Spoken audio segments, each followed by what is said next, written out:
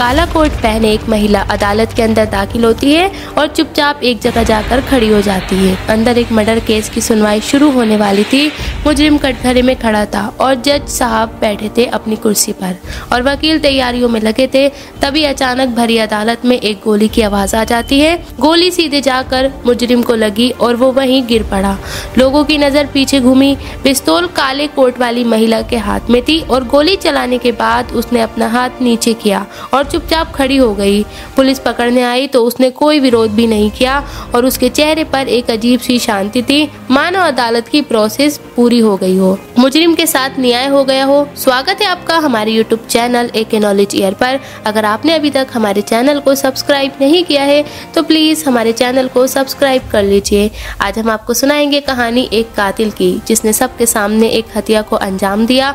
उसे सजा भी हुई लेकिन फिर भी पूरा देश उसे हीरो मानता रहा। कहानी शुरू होती है एक नाम से, मैरियन बैकमायर। वेस्ट जर्मनी में रहने वाली मैरियन की जिंदगी मुश्किल में गुजरी। गरीबी में बचपन गुजरा था। बाप मारता पीटता था। 16 साल की उम्र में ही प्रेग्नेंट हो गई और 2 बच्चे हुए। देखभाल के लिए उसके पास पैसा नहीं था, ना उसकी उम्र ही थी। 100 बच्चों को उसने अडॉप्शन के लिए दे दिया। फिर 19 साल की उम्र में उसकी मुलाकात एक लड़के से हुई। लड़का पब का मैनेजर था। मैरियन भी वही काम करती थी और दोनों ने फिर शादी की। कुछ साल बाद दोनों की एक बेटी हुई जिसका नाम उन्होंने रखा एना। 2 बच्चों को छोड़ चुकी मैरियन के लिए एना उसका सब कुछ थी। पति से तलाक होने के बाद उसने उसे अकेले पाला भी। खुद काम करती रही और इसके कुछ नुकसान भी थे। एना कई बार घर पर अकेले रहती। कई बार मैरियन को रात को काम करना पड़ता, इसलिए दिन में वो अपनी नींद पूरी करती और एना को दिन भी अकेले गुजारना पड़ता। हालात ऐसे थे कि 7 साल की उम्र में एना अपनी उम्र से कई ज्यादा समझदार हो गई थी। उसे नाचना गाना पसंद था। दिन में खेलने के लिए वह अपने पड़ोस के घर में जाती और वहीं रहने वाले कुत्ते बिल्लियों के साथ अपना वक्त गुजार देती। मैरियन और एना की जिंदगी नॉर्मल थी। पैसा बहुत नहीं था लेकिन सब कुछ फिर भी ठीक ही था, नॉर्मल था। इस नॉर्मल जिंदगी में फिर एक रोज भूचाल आया। साल 1980 का था। 7 मई की तारीख थी। 7 साल की एना स्कूल से घर आई। उस सुबह घर से निकलते हुए उसकी अपनी माँ से किसी बात पर लड़ाई हो गई थी और एना अभी तक इस बात को लेकर बहुत दुखी थी। घर पहुंचकर उसने फ्रिज से खाना निकाला और गर्म करके खाने लगी। मैरियन के घर आने में अभी वक्त था और अक्सर ऐसे में एना खेलने के लिए पड़ोस में चली जाती थी। उस रोज़ भी ऐसा ही हुआ। वो घर से निकली लेकिन फिर कभी वापस नहीं लौट पाई। शाम को जब उसकी माँ घर लौटी उसने पाया कि एना तो घर पर नहीं है। उसने आसपास पूछा लेकिन एना कहीं नहीं थी। देर रात तक भी जब एना घर नहीं लौटी उसकी माँ सीधे पुलिस स्टेशन गई और उसकी गुमशुदगी की रिपोर्ट लिखा दी। पुलिस ने एना को ढूंढने की काफ़ी कोशिश की लेकिन उसका कहीं भी पता नहीं चला। फिर एक रोज़ एक शख्स पुलिस के पास आया और उसने कहा कि उसे एना के बारे में कुछ इन्फॉर्मेशन देनी है। इस मामले में उसे एना के पड़ोस में रहने वाले एक शख्स पर शक था जिसका नाम था क्लास गैब्रोस्की। गैब्रोस्की का नाम पहले ही अपराध से जुड़ा हुआ था। यौन अपराध के मामले में वो पहले सज़ा काट चुका था।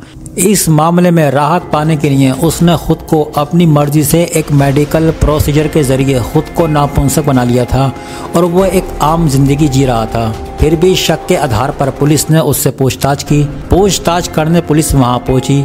थोड़ी सख्ती दिखाने पर उसने पूरी कहानी बताई भी। हुआ यूं कि उस रोज़ जब एना अपने घर से निकली रास्ते में उसकी मुलाकात गैब्रोस्की से हुई। अब गैब्रोस्की पड़ोस में रहता था। एना उसे जानती भी थी, इसलिए उसके कहने पर वो गैब्रोस्की के साथ चली गई। उसके बाद उसने एना का यौन शोषण किया और अंत में उसकी हत्या कर डाली। उसने एना की बॉडी को एक कार्डबोर्ड के बक्से में डालकर पास ही की नहर में फेंक दिया। गैब्रोस्की ने अपराध कबूल कर लिया। हालांकि जब अदालत में उसके खिलाफ मामले की शुरुआत हुई उसने एक नई कहानी बताई। उसने कहा कि उल्टा एना उससे पैसे मांग रही थी और उसे ब्लैकमेल करने की धमकी दे रही थी। लिहाजा गुस्से में आकर उसने एना की हत्या की थी। केस एक बच्ची की हत्या से जुड़ा था, इसलिए ये मामला मीडिया में उछला। पूरे देश में सब लोगों को इस केस की खबर मिलने लगी और जाहिर है लोग बहुत गुस्सा भी थे। खासकर इस बात से गुस्सा थे कि गैब्रोस्की एना पर ही इल्जाम डाल रहा था। गैब्रोस्की का केस लंबा चला। रोज अदालत की कार्रवाई होती और इस दौरान एक शख्स हमेशा वहां मौजूद रहता। एना की मां मैरियन ये अपनी बेटी की मौत से दुखी थी, ऊपर से उसे सुनना पड़ रहा था कि उसकी बेटी की गलती से ही ये सब हुआ। गैब्रोस्की ने सिर्फ इतना ही नहीं कहा, उसने एक नया खुलासा भी किया। उसके वकील ने दावा किया कि नपुंसक बनने के प्रोसीजर के चलते उसका हार्मोनल संतुलन बिगड़ गया। इसी के चलते उसे गुस्से के भयंकर दौरे पड़ते थे। मैरियन के लिए सबसे दुख बात यह थी कि जज पर इस अपील का असर भी पड़ता दिख रहा था। अखबारों के अकॉर्डिंग पॉसिबल था कि एक बार फिर गैब्रोस्की छूट जाता। इन खबरों ने मैरियन को बेचैन कर दिया और वो अपनी बच्ची की मौत का बदला लेना चाहने लगी। और जब उसे एहसास हुआ कि हो सकता है कि उसकी बेटी को न्याय न मिले, उसने मामला अपने हाथ में लेने की ठानी। 6 मार्च 1981 की तारीख थी। अदालत में केस की सुनवाई चल रही थी। मैरियन उस रोज अदालत में पीछे खड़ी थी। कोर्ट में लंच के ब्रेक के बाद जब सुनवाई दोबारा शुरू होने जा रही थी, मैरियन ने अपने पर्स से 1.22 कैलिबर .22 कैलिबर की बेरेटा पिस्तौल निकाली और गैब्रोस्की को गोली मार दी। मैरियन के मन में गुस्सा इस कदर था कि वो एक गोली पर नहीं रुकी। उसने सारी की सारी गोलियां गैब्रोस्की के सीने में उतार दी ताकि उसके बचने के कोई भी चांस नहीं रहे। गैब्रोस्की की मौके पर ही मौत हो गई और मैरियन को गिरफ्तार भी किया गया। मौकाए वारदात पर मौजूद गवाहों के मुताबिक हत्या के बाद उसने गैब्रोस्की के शव की ओर नफरत भरी नज़रों से देखा और बोली, सुअर तू यही डिजर्व करता था। इसके बाद जज की ओर मुखातिब होकर जोर से कहा, मैं उसे मारना चाहती थी।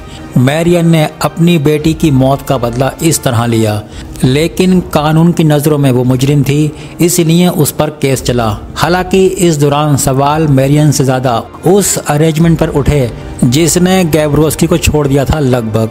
दरअसल गैब्रोस्की के मामले में बाद में कुछ और बातें सामने आईं।